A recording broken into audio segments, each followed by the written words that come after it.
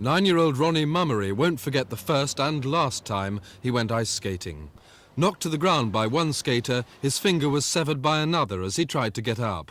His family, friends and MP say skating, a booming sport in the southeast, must be made safer.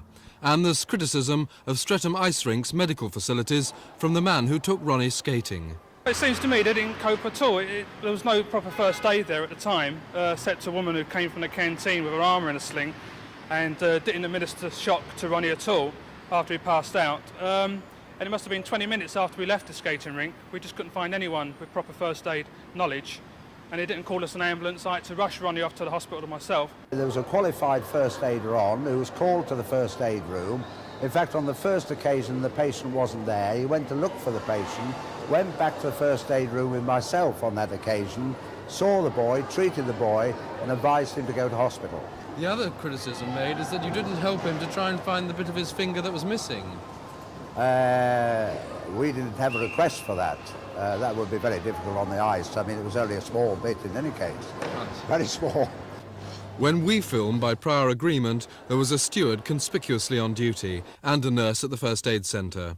Streatham Ice Rink admit the nurse wasn't on duty when Ronnie had his accident, but they say they have 4 first aiders.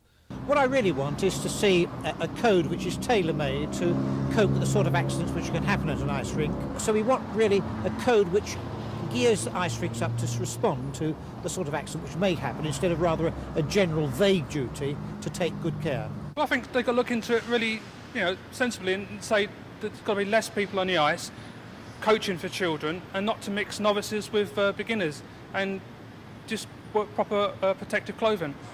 Separating beginners from experts and limiting numbers are ideas backed by skating ace John Curry. Streatham say all sports involve an element of danger, but they admitted that 52 of their skaters required first aid last month and 15 needed to go to hospital. Simon Neve at Streatham Ice Rink for Thames News.